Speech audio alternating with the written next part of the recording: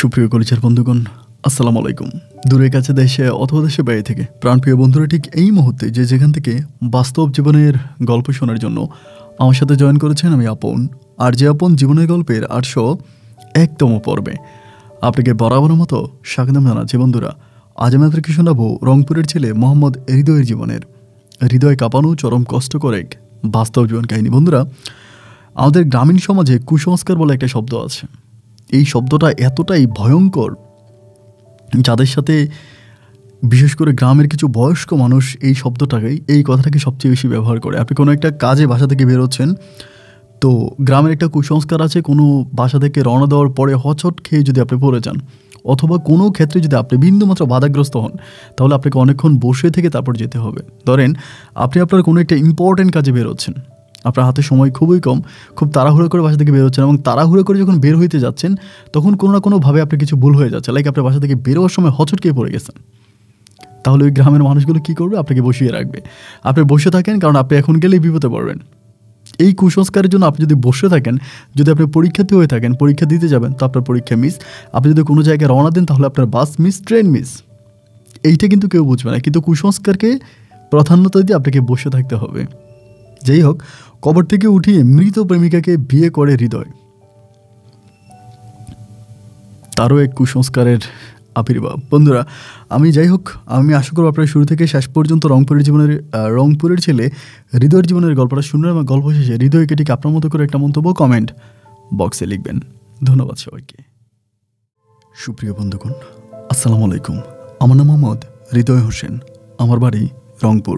বন্ধুরা, আমি আমার জীবনের গল্পটা শুরু করার শুরুতে আপনাদেরকে আমার পরিবারের ব্যাপারে জানিয়ে রাখি। আমার পরিবারে আমি আছি, আমার বাবা আছে, মা আছে, তাছাড়া রয়েছে আমার দাদা দাদি সহ আমার বড় একটা ভাই আর বড় একটা বোন।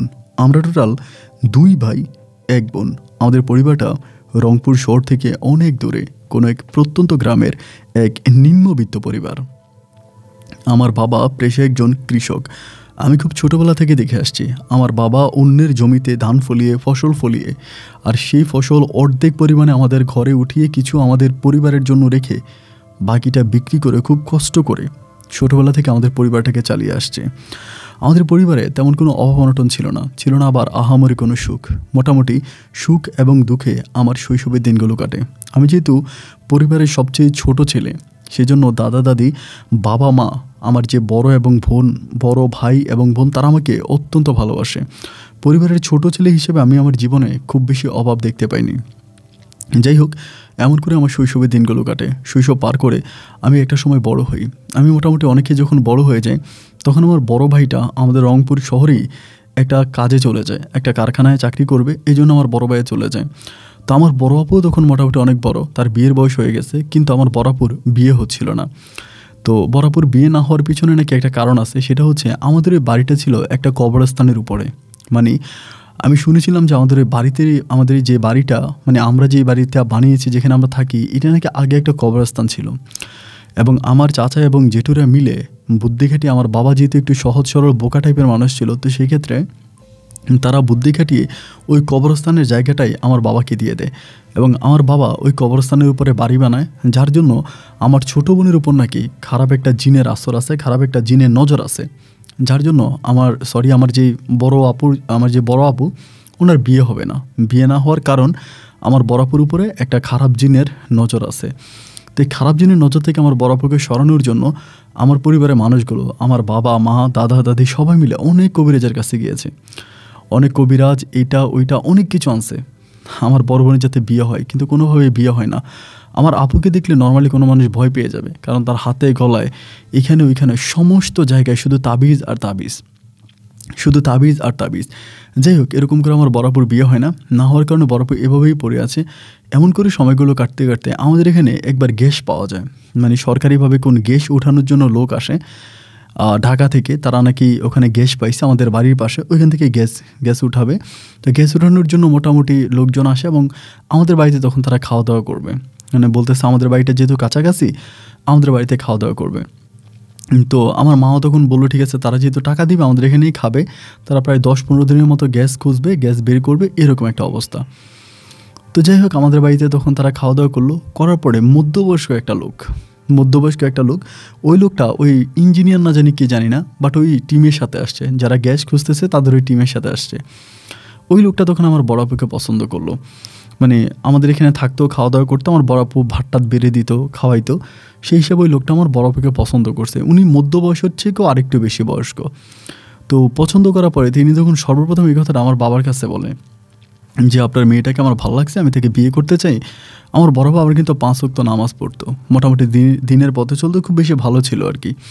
তো যাই হোক, তো সেই জায়গা থেকে লোকটা তখন আমার বড় আপুকে পছন্দ করে। যেহেতু আমার বড় আপুর বিয়ে হয় না, বিয়ের জন্য বিভিন্ন দিকে ছেলে দেখা হচ্ছে। আমার মায়ের কথা হচ্ছে মানে কানা খোরা ল্যাংরা যেরকম একটা ছেলে পায়, একটা ছেলে পাইলে আমার বড় আপুকে বিয়ে দিয়ে দিবে।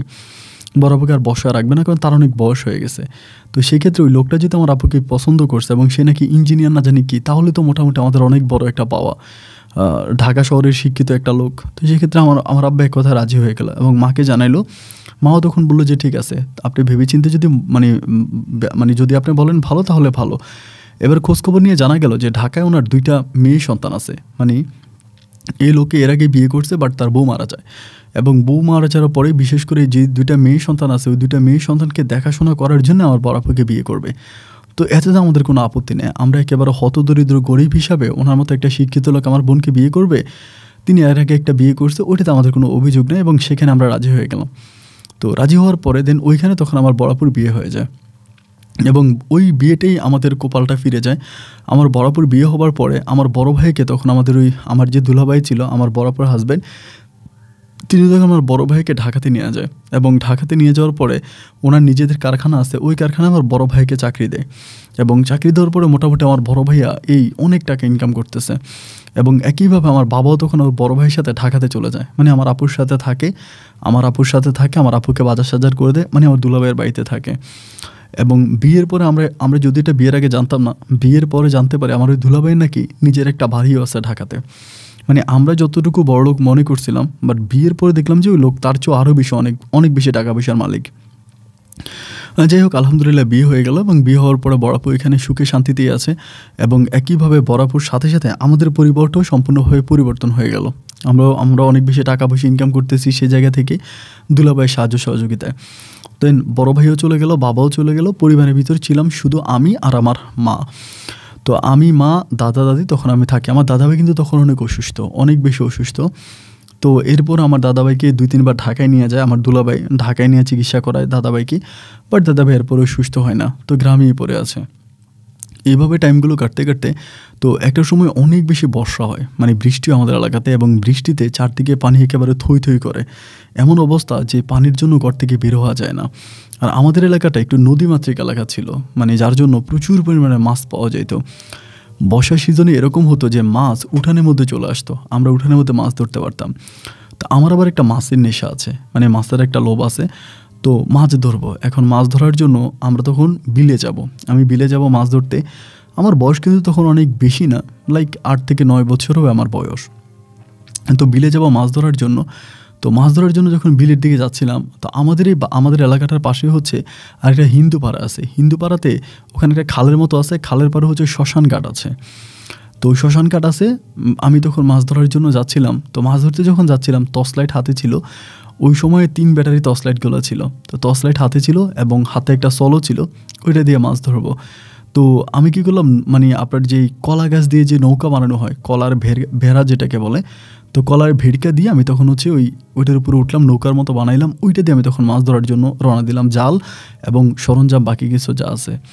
তো এরকম করে যেতে যেহেতু চারদিকেই পানি, একেবারে পানি চারদিকে থই থই করতেছে, সুতরাং সেই ক্ষেত্রে আপনার কোনটা পার, কোনটা উঁচা, কোনটা নিচে, এগুলো কিন্তু বোঝা যায় না, মানে কোনো কিছুই বোঝা যায় না।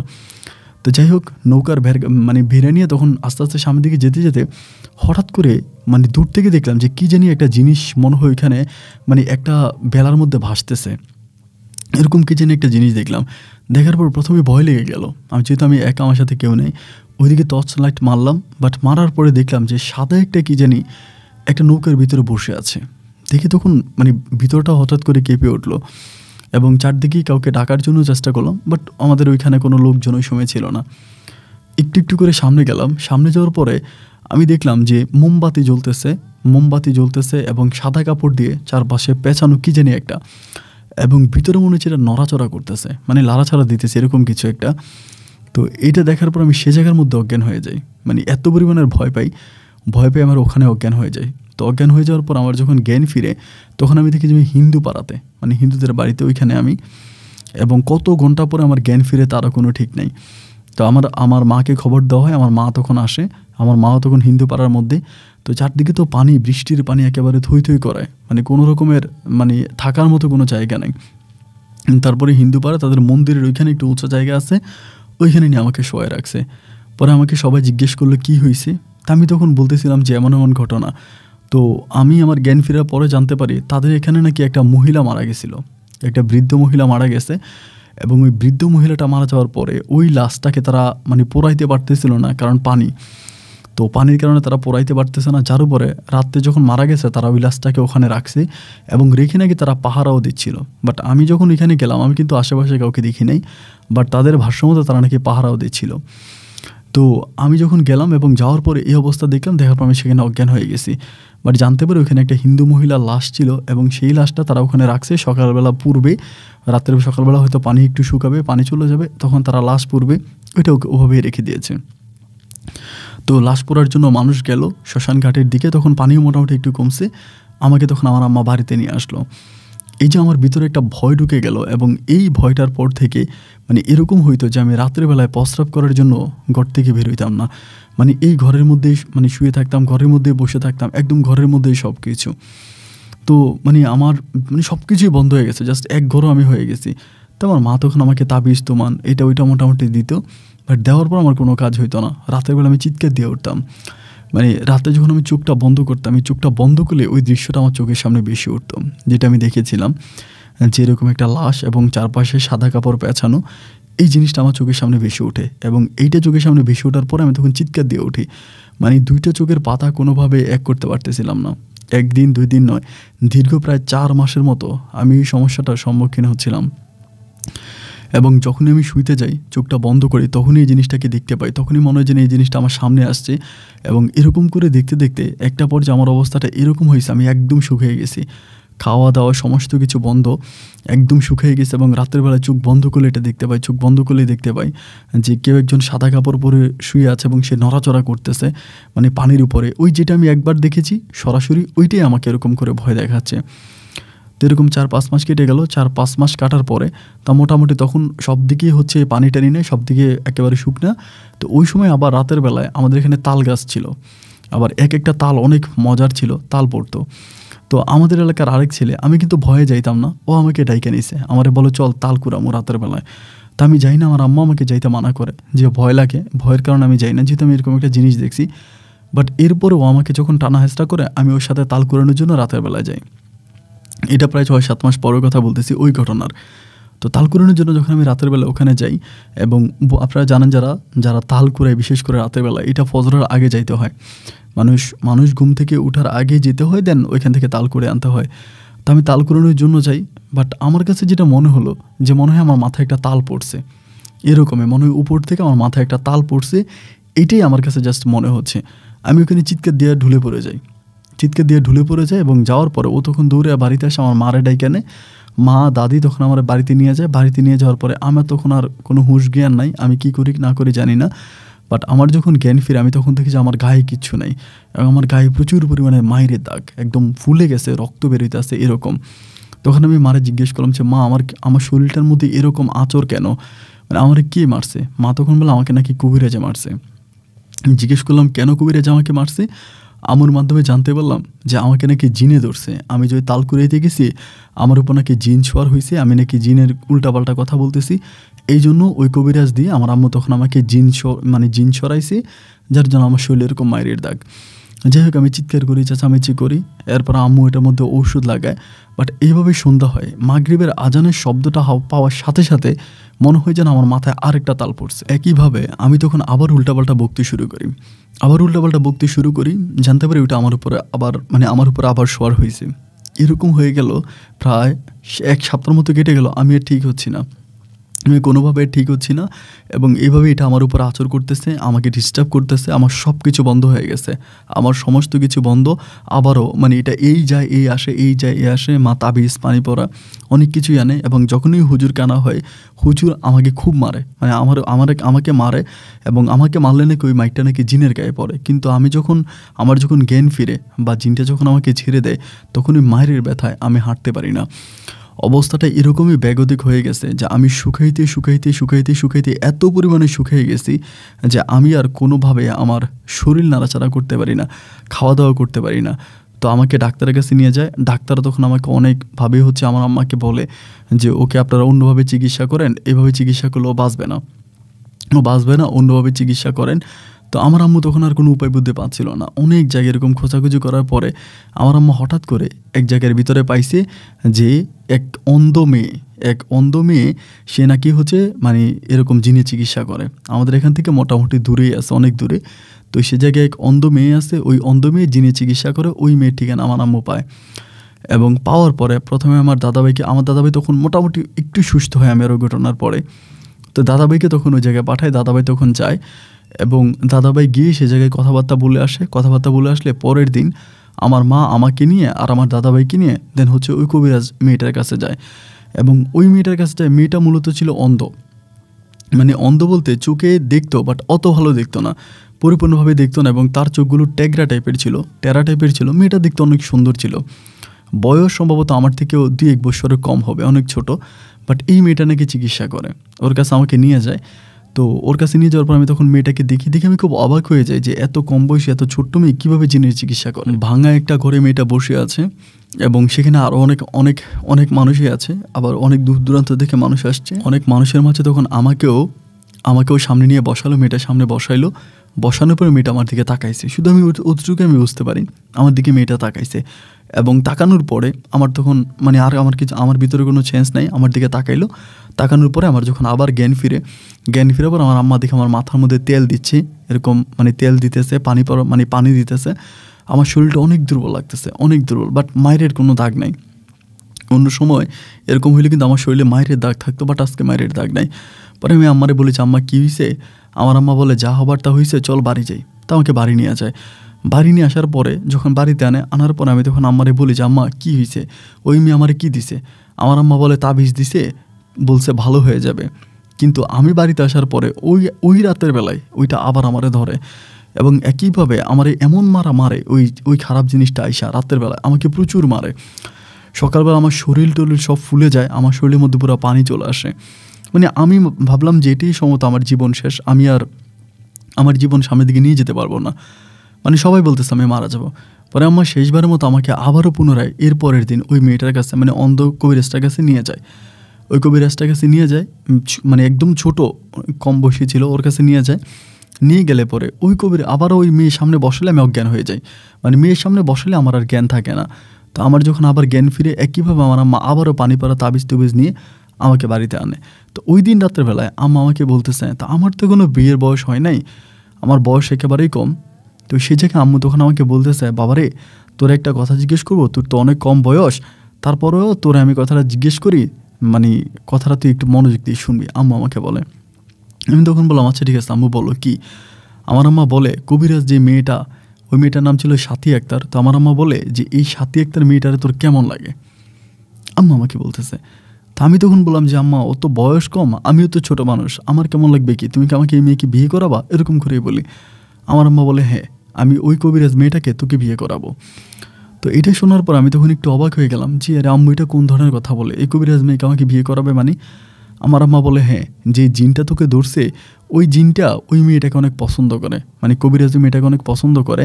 ওই জিনের জিনটা শর্ত দিয়েছে তুই যদি কবিরাজ ওই মেয়েটাকে বিয়ে করিস তাহলে এই জিনটা আর তোকে ডিস্টার্ব করবে না, তোকে আর বিরক্ত করবে না, তোকে ছেড়ে দিয়ে জিনটা চলে যাবে।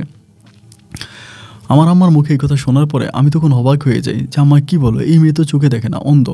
আমার আম্মা বলে হ্যাঁ অন্ধ যে একেবারে অন্ধ না, সে মোটামুটি দেখতে পায়, কিন্তু এখন ওই মেয়েটাকে আমি তোকে বিয়ে করাবো। তো ওই মেয়েটা কিন্তু ওই মেয়ের পরিবার কিন্তু এমনি মেয়ে কবিরাজি করে ঠিক আছে, কিন্তু কারো কাছ থেকে ওরকম টাকা পয়সা নেয় না, ওইভাবে কারো কাছ থেকে টাকা পয়সা নেয় না, যে যা খুশি মেনে দেয়, আবার বেশি টাকা দিলে নিতেও চায় না। আর মেয়ের যে পরিবার আছে তার বাবা মা তারাও খুব গরিব, একেবারে গরিব, কারণ ভাঙা একটা ঘরের ভিতরে এই মেয়েটা চিকিৎসা করে। এবং এই মেয়েটার উপরে কীভাবে জিন আসর হয়েছে, কীভাবে কী, ওগুলো আমি জানি না, বাট এই মেয়েটা যিনি চিকিৎসা করে ভাঙা একটা ঘরের ভিতরে, মেয়েটার বয়স একেবারে কম। তো এবার আমার আম্মু বলতেছে যে ওই মেয়েকে আমাকে বিয়ে করাবে। তেন আমি তো মানে আম্মুর কথা শুনে জাস্ট অবাক যে কীভাবে সম্ভব এত কম বয়সী একটা মেয়েকে আমার আম্মু আমাকে বিয়ে করাবে। এবং আমার বড় ভাই ওই সময় বিয়ে করে নাই, জাস্ট বরাবর বিয়ে হয়েছে ওই অবস্থার ভিতরে।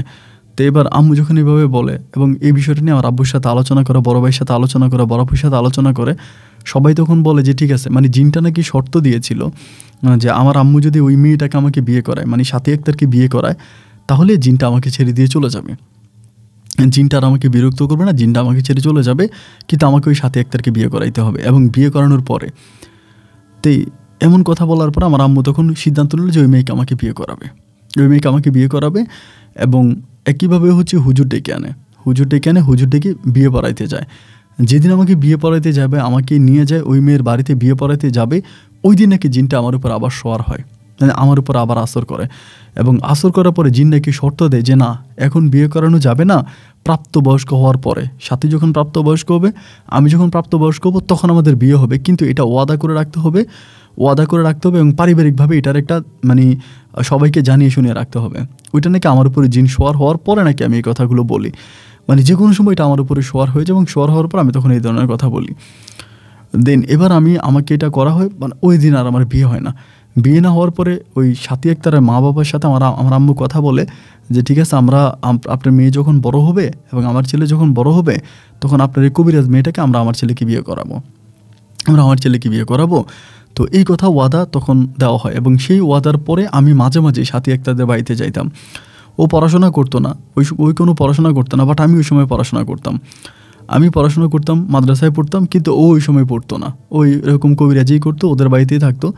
তারপর আমি মাঝে মাঝে যাইতাম, ওর সাথে কথা বলতাম, ওদের এখানে বসতাম। তো ছোটো মানুষ তো আসলে বিয়ে কি বা সংসার কি, এই জিনিসগুলো তো আমি বুঝি না। তো ওর সাথে যাইতাম, ওর সাথে খেলতাম, ওর সাথে এখানে ওইখানে যেতাম, ভালো লাগতো। আমার মা আমাকে নিয়ে যেত, আমার দাদি আমাকে নিয়ে যেত, সকালবেলা নিয়ে যেত, সারাদিন ওর সাথে এইখানে ওইখানে এই জায়গায় ওই জায়গায় ঘুরতাম এবং রাতের বেলা চলে আসতাম। এইভাবে আমি তখন আস্তে আস্তে মোটামুটি অনেকটাই বড় হই। এক পর্যায়ে আমি তখন আলেম পরীক্ষা দিই। তো আমার পড়াশোনার প্রতি আসলে কোনো সময়ে খুব বেশি মনোযোগ ছিল না, যার জন্য আমি আলেমে ভালো রেজাল্ট করি না। আমি 2 সাবজেক্টে ফেল করি এবং ফেল করার পরে আমি তখন আমার পরিবারের সাথে আব্বু আমার মায়ের সাথে আমি তখন আবারও পড়ে আসি। তো মোটামুটি তখন সে সময় অনেক বড় হয়ে যায়। ওই সময় কম যাতায়াত করতাম ওদের বাড়িতে, কম যাইতাম, খুব বেশি একটা যাইতাম না। এবং ওই সময় ওই বিয়ের ওই ওয়াদার পরে এই যে আমাকে সাথী আক্তারকে বিয়ে করাবে, সেই ওয়াদাটার পরে কিন্তু আমার উপরে জিনের আর কোনো রকমের আসর পড়ে নাই, বা ওই জিনটা আমাকে আর ধরেও নাই। ওইটা থেকে আমি একদম পরিপূর্ণভাবে মুক্ত হয়ে গেছি। যাই হোক, এবার আমার আম্মুর সিদ্ধান্ত অনুযায়ী আমি তাকে বিয়ে করব প্রাপ্তবয়স্ক হওয়ার পরে, জাস্ট 2-3 বছর পর আমি বিয়ে করব। তো যখন আমার বয়সটা অনেক বড় হয়েছে, আমি যুবক হয়েছি, তখন কিন্তু তাদের বাড়িতে সাথীদের বাড়িতে খুব একটা যাইতাম না। তবে সাথীকে আমার খুব ভালো লাগতো, এটা সত্যিকার সত্যি কথা যেটা, সাথীকে আমার খুব ভালো লাগতো। ওই সময় কিন্তু সাথী ওই কবিরাজিটা আর অতটা করতো না, যেহেতু বড় হয়েছে। ওর মা ওকে এটা করতেও দিত না, ও আস্তে আস্তে কবিরাজি পেশাটাকে ছেড়ে দিত। ধরেন অনেক দূর থেকে যদি কোনো রুগী আসতো অনেক দূরের, যেটা খুব ইম্পর্টেন্ট, ও এটা চিকিৎসা করতো। এছাড়া এরকম আগে যেরকম ঢালাওভাবে দেখতো, ওরকম ঢালাওভাবে আর দেখে না, এবং ও ওই কবিরাজি পেশাটাকে ছেড়েই দিবে, ওরকম একটা সিদ্ধান্ত। বাট ওদের কিন্তু কোনো পরিবর্তন হয় নাই। এই যে সাথী কবিরাজি করতেছে, টাকা ইনকাম করছে, যাই করার করছে, বাট কোনো পরিবর্তন নাই। পারিবারিকভাবে কিন্তু ওরা কোনো জায়গায় সম্পত্তিও কিনে নাই, বা ওদের ওরকম টাকা পয়সাও নেই। যাই হোক, পরে এরকম সাথীদের বাড়িতে যাতায়াত করতে করতে এই সাথীর সাথে আমার এক ধরনের মনের লেনাদেনা হয়ে যায়। আমার ওকে ভালো লাগে এবং ও আমাকে অনেক ভালো লাগে। যেহেতু পারিবারিকভাবে আমাদের বিয়ে ঠিক হয়ে আছে, তো সেক্ষেত্রে ওর ভিতরে যখন আমার ভালো লাগে কাজ করে, ও আমাকে পছন্দ করে, আমি ওকে পছন্দ করি। ওর পরিবারে আমি যাচ্ছি আসছি, ও আমাদের পরিবারে মাঝে মাঝে আসে এবং যাতায়াত করে। এইভাবে যেতে যেতে গ্রামের মানুষ তো আস্তে আস্তে করে, ও যেহেতু অন্ধ, চোখে খুব একটা দেখতে পায় না, বেশিরভাগই আমাদের বাড়িতে লাঠি নিয়ে আসতো। অন্ধ মানুষরা হাঁটার জন্য যে লাঠি ব্যবহার করে, এই ধরনের লাঠি নিয়ে ও তখন হাঁটতো। এরকম করে আমাদের বাড়িতে আসতো। আসার পরে ওই সময় আমার দাদাভাই মারা যায়, আমার দাদি ছিল, এবং আমার বড় যে ভাই ছিল, বড় ভাইকে তখন বিয়ে করাইছি। বড় ভাইকে ঢাকাতেই বিয়ে করাইছি এবং বড় ভাই ঢাকাতেই থাকতো, গ্রামে খুব বেশি একটা আসতো না। আম্মুর সাথে আমিই থাকতাম, এবং মাঝে মাঝে আমার বরাপুর মেয়ে একজন আছে, ও তখন অনেক বড় হয়েছে। বরাপুর মেয়েটা, ওই বরাপুর মেয়েটা মাঝে মাঝে আমার আম্মুর কাছে এসে থাকতো। তো ও যে এরকম লাঠি হাতে করে আমাদের বাড়িতে আসতো এবং আমার আম্মুর সাথে বসতো, কথাবার্তা বলতো। গ্রাম আমাদের তখন কিন্তু অনেক টাকা পয়সা হয়ে গেছে আমাদের, আমরা অনেক জায়গায় সম্পত্তি কিনছি, বাড়ি বানাইছি এবং আমাদের বাড়ির চারপাশে বাউন্ডারি করে ওয়াল করে খুব সুন্দর করে বাড়িটা ঠিক করছি। তার মানে আমাদের ওই সময় আর কোনো কিছুর অভাব নাই।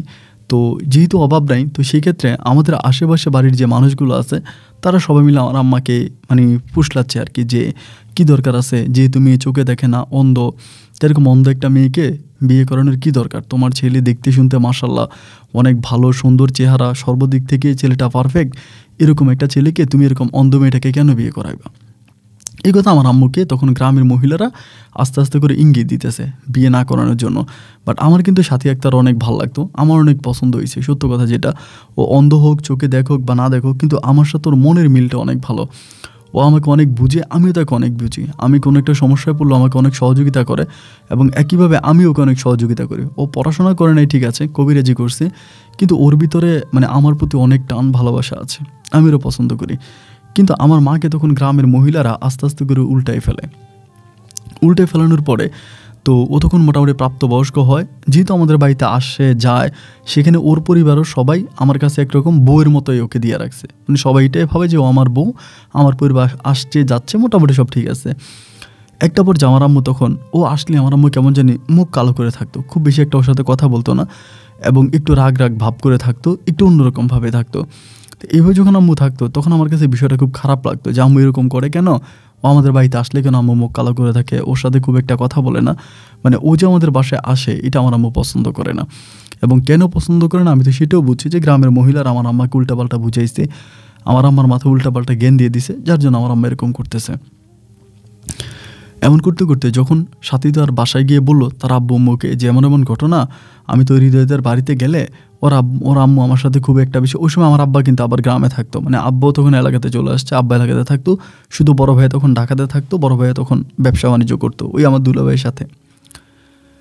এবার সাথী গিয়ে তার আব্বু আম্মুকে বললো যে এমন এমন ঘটনা, আমি যখন ওদের বাড়িতে যাই, হৃদয়ের বাড়িতে যাই, হৃদয়ের আম্মা আমার সাথে খুব একটা কথা বলে না এবং আগে যেরকম আমাকে টান মানে আদর করতো, ভালোবাসতো, বাট এখন কেমন যেন উনি আমাকে একটু অন্য চোখে দেখে, আমি যে ওনার বাড়িতে যাই উনি এটা পছন্দ করে না। এই কথা যখন সাথীর আব্বুর কাছে সাথী বলার পরে তখন সাথীর আব্বু আম্মু আমাদের বাড়িতে একদিন আসে, এসে আমার আম্মুর সাথে কথা বলে যে আপনি তখন বলছিলেন প্রাপ্তবয়স্ক হওয়ার পরে আপনার ছেলেকে আমার মেয়েকে বিয়ে করাবেন, এখন তো মোটামুটি আপনার ছেলে প্রাপ্তবয়স্ক বা আমার মেয়েও প্রাপ্তবয়স্ক হয়েছে, বিয়ের বয়স হয়েছে, তাহলে এবার তাদের আমরা বিয়ের দিন তারিখটা ঠিক করে ফেলি বা বিয়েটা দিব। ওই আমার আম্মুর সাথে কথা বলে। আম্মু তখন বলে না আমার ছেলে তো এখনও বিয়ের বয়স হয় নাই, তো আরেকটু বয়স হোক এবং আরেকটু বয়স বাড়ুক, এখন না, আমি আরও পরে করাবো। এই কথা বলে সাথীর মায়ের কাছ থেকে আমার আম্মু তখন সময় নেয়। তো সময় নিলে পরে সাথীর আম্মু তখন বিষয়টা নিয়ে খুব বেশি কিছু বলে না, ঠিক আছে যেভাবে আমার আম্মু বলছে এভাবেই পড়ে আছে। এরকম করতে করতে একটা পর্যায়ে আম্মুর এমন অবস্থা হয়েছে, আম্মু সাথীর কথা শুনলে রেগে যায় এবং ডিরেক্টলি আম্মু আমাকে তখন বলতেছে যে ওই সময় ছোটোবেলায় কী কথা দিছিলাম না দিছিলাম, তোর একটা রোগ হয়েছে, ওই রোগ থেকে বাঁচার জন্য ওই মেয়ে জিন শোয়ার হয়েছে না, ওই মেয়ের মা পরিকল্পিতভাবে এগুলো করছে, অন্ধ মেয়ে কোথাও বিয়ে দিতে পারবে না, কোথাও বিয়ে হবে না এবং মেয়ে করে কবিরাজি, তো যার জন্য মেয়ের মা চালাকি করে আমার কাছে মেয়েকে গছাই দেওয়ার জন্য হয়তো ওরা মানে আমাদের উপর জিন চালান করে এই ধরনের কাজগুলো করছে। মানে আমি যে ওই সময় আমাকে জিন ছাড়াইছে বা আমি ভালো হয়েছি এটা তো অনেক বছর আগের কথা। তো এখন আমার আম্মুর কথা হচ্ছে যে না, এটা সব সাথীর আম্মা পরিকল্পিতভাবে করছে এবং সাথীটা পরিকল্পিতভাবে করছে আমাকে বিয়ে করার জন্য। আসলে মূলত আমার সাথে আমার ওগুলো কিছুই হয় নাই, মানে আম্মু এখন ওই সাথীকে আমাকে বিয়ে করাবে না, সোজা কথা হচ্ছে এটা।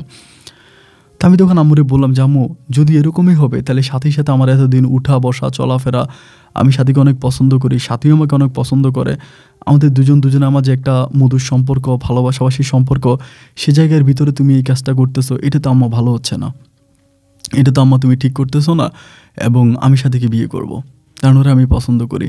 এইটা বলার পর আম্মু তখন আমার সাথে খুব খারাপ ব্যবহার করতে শুরু করে, মানে অতিরিক্ত খারাপ ব্যবহার করতে শুরু করে যে না এটা কোন ধরনের কথা, এটা হতে পারে না, তুই কেন অন্ধ মেয়েকে বিয়ে করবে, আল্লাহ তোকে সর্বদিক থেকে অনেক লম্বা করছে, স্বাস্থ্য বানাইছে, সব দিক থেকে তুই অনেক পারফেক্ট এবং খুবই ভালো স্বাস্থ্যের অধিকারী, তো এই পর্যায়ে এসে তুই কেন এরকম একটা অন্ধ মেয়েকে বিয়ে করবি, একটা অন্ধ মেয়ের সাথে তুই কেন সংসার করবি, এগুলো আমার আম্মু বলতেছে।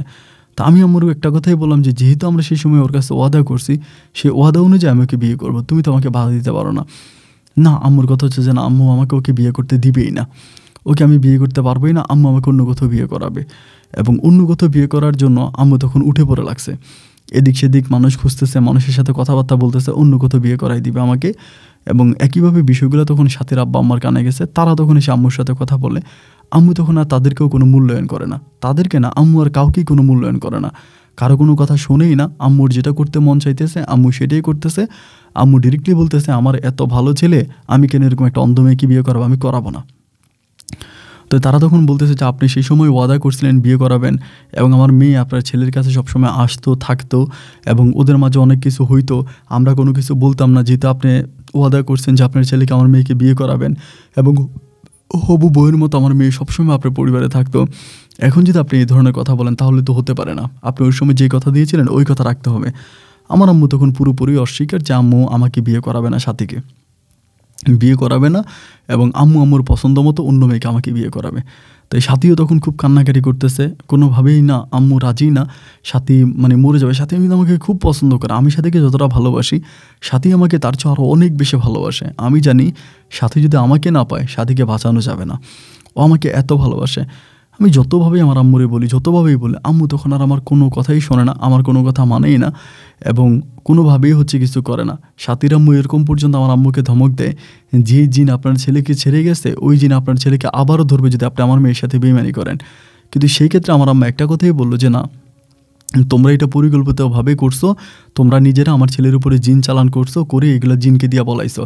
কারণ আমরা তো মানে ওকে নিয়ে গেছিলাম তোমার মেয়ের কাছে ওর চিকিৎসা করার জন্য, কিন্তু ওই জিন কেন বলবে যে তোমার মেয়েকে যদি আমার ছেলে বিয়ে করে তাহলে জিন তাকে ছেড়ে দিবে, জিন এই কথা কেন বলবে? তার মানে আগে আমার ছেলেকে যেই জিন ধরছিল ওই জিন সরাইয়া তোমরা নিজেরা ওর উপরে জিন চালান করছো, নিজেরা ওর উপরে জিন চালান করছে, এবং ওই জিন এই কথা বলছে। মানে আমার আম্মু পরিপূর্ণভাবে চেঞ্জ, মানে পুরোপুরি চেঞ্জ। আম্মুকে আর আমিও ঠিক করতে পারি না। আমি লাস্ট পর্যন্ত আমার বড়াপার বাসায় যাই, ঢাকাতে বড়াপার বাসায় গিয়ে বড়াপার সাথে কথাবার্তা বলি, বড়াপুকে বলি যে বড়াপু দেখ, মেয়েটাকে আমি পছন্দ করি, আজকে সেই ছোটোবেলা থেকে তার সাথে আমার উঠা বসা চলাফেরা, ছোটোবেলা থেকে এরকম একটা সম্পর্ক, এখন আম্মু এরকমভাবে ওরা আমাকে বিয়ে করাইতেছে না, আম্মু এখন একটা নতুন পরিকল্পনা শুরু করছে। আমার বড়াপু তখন আম্মুকে ফোন করে বলল যে এমন এমন ঘটনা আম্মু, হৃদয় তো ওরে পছন্দ করে, তাহলে সমস্যা কি? আম্মুর কথা হচ্ছে যে না, যত যাই হোক আম্মু কোনো অন্ধ মানে প্রতিবন্ধী মেয়েকে আমাকে বিয়ে করে আনবে না। বাড়িতে যায়, বাড়িতে গিয়ে চেয়ারম্যান মেম্বার থেকে শুরু করে গ্রামের যে অন্য লোক আছে তাদের সহযোগিতা নেই। এখন আম্মুর কথা হচ্ছে ওরে বিয়ে করলে আমাকে বাড়ি থেকে বেরিয়ে যেতে হবে, আমি কোনোভাবে বাড়িতে থাকতে পারবো না, আমাকে সম্পূর্ণভাবে বাড়ি থেকে বেরিয়ে যেতে হবে, আমি আর বাড়িতে থাকতে পারবো না। লাস্ট পর্যন্ত আমি তখন সাথীর আব্বা আম্মার সাথে কথা বলি, যেহেতু তারা আমারে পছন্দ করে, তাদের সাথে কথা বলি যে আমি সাথীরে পছন্দ করি, আমার আম্মা রাজি থাক বা না থাক, আমি সাথীকে বিয়ে করতে চাই, কিভাবে করতে হবে আপনারা সব কিছু ঠিক করেন।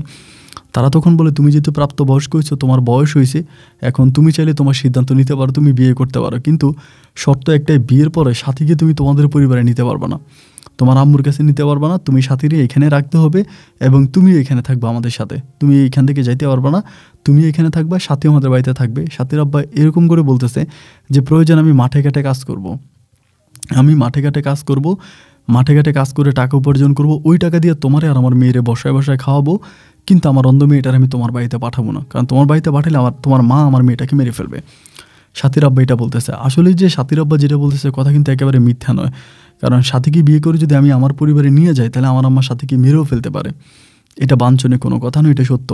তো আমি তখন বললাম যে ঠিক আছে, আপনি যদি মনে করেন যে সাথীকে বিয়ে করার পর আমি আপনার বাড়িতে থাকলে সব কিছু ঠিক থাকবে, তাহলে আমি রাজি আছি, আমি আপনার বাড়িতেই থাকবো।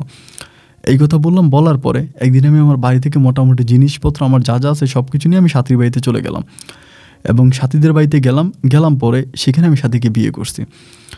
বিকেলবেলা আমাদের বিয়ে হয়েছে, বিয়ে হওয়ার পরে রাতের বেলায় বাসর, ওই রাতে আমার আম্মা তখন ওইখানে গিয়ে উঠছে, আমার আম্মা এবং আব্বা সহ আমাদের এলাকার আরও 8-10 জন সবাই গিয়ে উঠছে যে আমার আব্বা আমারে নাকি মন্ত্র করে তাবিজ করে এভাবে ওরা নিয়ে আসছে। সাথী আগে তাবিজ করতো, মন্ত্র করতো, এবং সাথী কবিরাজ ছিল, এরকম কবিরাজ চাইলে আমাকে নিয়ে আসছে, এনে আমাকে বিয়ে করে ফেলতেছে, আমার আম্মার কাছ থেকে আমাকে সরাই ফেলতেছে, এই বলে আমার আম্মা তখন সেখানে অপবাদ দেওয়ার পরে একইভাবে এলাকার চেয়ারম্যান মেম্বার তখন তো সবই আমার আম্মুর কথা শোনে, যেটা আমার আম্মুর কাছে টাকা পয়সা আছে, আমার আম্মু এখন আমার আব্বুর কাছেও টাকা পয়সা আছে, তাদের কথার বাইরে তো কেউ যাবে না। এবার আমাকে ওইখান থেকে নিয়ে আসবে, আমি বিয়ে করছি, নিয়ে আসবে, আমাকে আমার বউয়ের সাথে থাকতে দিবে না। পরে আমি একদম সবার সামনে একদম স্ট্রেট ফরওয়ার্ড বললাম যে আমি ওরা পছন্দ করছি, এবং আমার কেউ তাবিজ করেও আনে নাই, আমার কেউ মন্ত্র করে আনে নাই। আমি ওরা পছন্দ করছি, আমি ওরা বিয়ে করছি এবং আমি ওর সাথে থাকবো। আমার কেউ বাধা দিয়েন না। আমার যদি কেউ বাধা দেন তাহলে আমি আইনের আশ্রয় নিব। আমি সম্পূর্ণ আমি প্রাপ্তবয়স্ক হয়েছি, আমি আমার বয়সে বিয়ে করছি, আমার কেউ বিরক্ত করেন না। এরকমভাবে আমি যখন চেয়ারম্যান মেম্বারের সাথে কথা বলি, তারা তখন মোটামুটি একটু ভয় পেয়ে যায়। মানে আমার কথা শুনে একটু ভয় পেয়ে আমার আম্মাকে বলে যে আপনার ছেলে তো রাজি আছে, এখন আপনার ছেলে যদি রাজি থাকে তাহলে তো এখানে আমরা বাধা দিতে পারি না। তারা তখন এখান থেকে চলে আসার পর আমি তখন সাথীর সাথে থাকতেছি। প্রায় 1 সপ্তাহের মতো আমি সাথীর সাথে থাকি। সাথীর বাবার একটা দোকান আছে, ওই দোকানে আমি তখন বসি, ওদের দোকানে বসি, ওদের সাথে চলাফেরা করি, ওইখানেই থাকতেছি।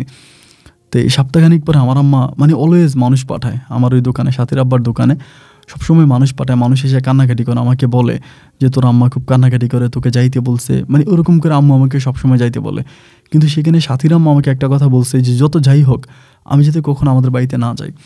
সাথীর আম্মা বলছে তোমার আম্মু অনেক খারাপ, তোমার আম্মু যে কোনো সময় তোমার একটা ক্ষতি করে ফেলবে, তুমি তোমার বাড়িতে যাও না, তুমি সবসময় আমার বাড়িতেই থাকো, আমাদের বাড়িতেই থাকো, ওই দিকে যাইও না। যাই হোক, এমন করতে করতে এবার মাঝে মাঝে যেহেতু আমার মা, আমি 1 মাসের মতো সাথীদের বাড়িতে থাকি ঘর জামাই, মাসখানিক পর আমার আম্মার জন্য খুব কষ্ট হইতেছে। যতই সাথীকে বিয়ে করি, সাথীর সাথে সংসার করি, মা তো 10 মাস 10 দিন পেটে ধরছে এবং ছোটোবেলা থেকে মার সাথেই ছিলাম। তো একদিন রাতের বেলায় রাত 10টার দিকে আমি সাথীর বললাম, সাথী আমার আম্মার জন্য খুব খারাপ লাগতেছে, আমি একটু আমার আম্মার দেখতে যাবো, আমার আম্মুর জন্য খুব কষ্ট হইতেছে, আমি আমার আম্মুকে দেখতে যাব। সাথী তখন বলে যে ভালো কথা যাবা, কিন্তু আমার আব্বা আম্মা শুনলে তো রাগ করবে এবং তোমাকে তো ওইখানে যাইতে মানা করছে। আমি বলি মানা করছে, ঠিক আছে, মানা করছে তো আমি নিজেও স্বীকার করি মানা করছে, কিন্তু তারপর আমি আমার মাকে দেখতে যাইতে পারি না, আমার মায়ের জন্য কষ্ট হয়, আমি আমার মাকে একটা নজর দেখবো, আমি কি যেতে পারি না? আমি সাথে সাথে তর্ক করি। সাথী আমাকে বলে ঠিক আছে তাহলে তুমি এখন যাও, কিন্তু ফজরের আগে চলে আসতো। আমার আব্বা ঘুম থেকে ওঠার আগে চলে এসো ফজরের আগে, তাইলে আর কোনো ঝামেলা হবে না, এটাও আমাকে বললো। আমি বললাম ঠিক আছে। তার সাথে কথাবার্তা বলে রাত 11টা 12টার দিকে আমি তখন বাড়িতে গেছি। এই বাড়িতে যাওয়ার পর আম্মা তখন হাতে পায়ে ধরে আমার কান্নাকাটি করতেছে, তুই আর যাইস না বাবা, তুই আইসস, ওই বাড়িতে যাইস না, তারা তোরে মন্ত্র করছে এবং তারা তোরে মন্ত্র করে নিয়ে গেছে আমার কাছ থেকে, তোরে মন্ত্র তাবিজ করছে, তুই যাইস না বাবা, না ভালো। আম্মু কান্নাকাটি করতেছে। ফজরের আগ পর্যন্ত আমি আম্মুর সাথে ছিলাম। ফজরের আগ পর্যন্ত থাকার পরে এরপরে আমি আস্তে আস্তে বাড়িতে, ফজরের একটু আগে আমি তখন বাড়িতে চলে আসছি, আমার শ্বশুর বাড়িতে। আসার পরে দোকানে গেলাম, দোকান চালাইতেছি, দোকান করতেছি, বাট মনটার ভিতরে শান্তি নাই, যে সারাটা রাত ঘুমাই নাই, আম্মুর সাথে ছিলাম। তো এই দিনও আবার ওই রাতও আমি সাথীর আবার বললাম যে সাথী আমি আমার মার দেখতে যাব, আমার খুব খারাপ লাগতেছে। তো সাথী বলে না তুমি এভাবে যাও না, তুমি সকালেই যাও, আমার আব্বা আম্মাকে বলে যাও, তারা কি বলে দেখো, এবং আমিও বলবো। তো সকালবেলা আমি তখন বললাম সাথীর আব্বারে যে আমি আমার আম্মুরে দেখতে যাব, আম্মুর জন্য আমার খারাপ লাগতেছে। সাথীর আব্বা তখন ডিরেক্টলি বলতেছে যে না, সাথীকে তোমার কাছে বিয়ে দেওয়ার আগে আমরা ওয়াদা করাইছিলাম যে তুমি তোমার বাড়িতে যেতে পারবে না, যেহেতু তুমি গোপনে বিয়ে করছো, তুমি তোমার বাড়িতে যেতে পারবে না, এখন কেন তুমি যাবা, এটা হতে পারে না। তো সাথী তখন ওর আব্বাকে বোঝায় যে আব্বু না, সমস্যা নেই, কিছু হবে না, ও চলে আসবে, তুমি টেনশন করো না। এরকম করে সাথীর আব্বাকে বোঝানোর পরে সাথীর আব্বা তখন আমাকে যাইতে দেয়, আমি তখন আমাদের বাড়িতে যাই। এই বাড়িতে যাচ্ছি, এরকম আমি যে কোনো সময় বাড়িতে যাচ্ছি, বাড়ি থেকে আসতেছি, যাতায়াত করতেছি, যাচ্ছি। তা আমার মা, আমার বড় ভাই, ভাবি সবাই আমারে বোঝায়, আমার আম্মার পক্ষ নিয়ে সবাই আমাকে বোঝায় যে আম্মু যেটা বলতেছে, আম্মু এটা ভালোই বলতেছে, আম্মু এটা খারাপ বলতেছে না, আমি যাতে ওইখানে বিয়ে করি এবং ওইখানেই থাকি, আমি যাতে এই মেয়েকে ছেড়ে দিয়ে আম্মুর কাছে চলে যাই, আম্মুর সাথে থাকি, আম্মুকে ছেড়ে না আসি, এবং আম্মু যেখানে বিয়ে করে সেখানেই বিয়ে করি, এমনভাবে আমাকে তখন ওইভাবে খুব কঠিনভাবে এরা ধরছে, ওই জায়গা থেকে আমাকে ধরছে। তো এখানে আমি কী করবো, আমি না পারি এ পারে যাইতে, না পারি ওই পারে যাইতে। সাথীর পরিবারে যখন আসি, আগে তো সাথী অন্ধ চোখে দেখে না, ওর বাবা মা দুজনেই আমাকে খুব অনুরোধ করে, হাতে পায়ে ধরে, ওদের মেয়েকে যাতে কষ্ট না দেয়, ওদের মেয়েকে তারা আমার হাতে তুলে দিয়েছে, বিয়ে করছি আমি এবং সংসার করতেছি, তাদের মেয়েকে যাতে এক ফোঁটা কষ্ট না দেয়। এবং যখনই আমি আমার পরিবারের কাছে যাই, আমার মা, আমার বাবা, তারপর আমার ভাই, ভাবি, বড় বোনের মেয়েরা, আমার দুলাভাই, সবাই আমাকে তখন বুঝায় যে তুই দিকে যাইস না, এইদিকে চলে আয়, এখানে চলে আয়। কোন দিকে যাব, কি করব, কিছুই বুঝতে পারতেছি না। এরকম করতে করতে আমি জানি না আমার পরিবার আমাকে কি করে না করে, আমি বুঝি না। একদিন হঠাৎ করে আম্মু আমাকে বলে তুই ঢাকায় চলে যা, তুই তোর বরাবর বাসায় চলে যা এবং তোর বরাবর বাসায় থাকবি, তুই আর ইয়েতে আসবি না, এই ইয়েতে আসবি, রংপুরে আসবিও না, ওই মেয়ের কাছে যাবিও না। এরকম করে আম্মু তখন আমাকে প্রেশার দিয়ে একরকম আমার বরাবর সাথে আমাকে রাতের বাসে ঢাকা পাঠিয়ে দেয়, আমার কাছ থেকে মোবাইল টোবাইল সব কিছু রেখে দেয়। ওই সময় আমি আমার আম্মুর প্রতি বা পরিবারের প্রতি একটু দুর্বল হয়ে গেছিলাম।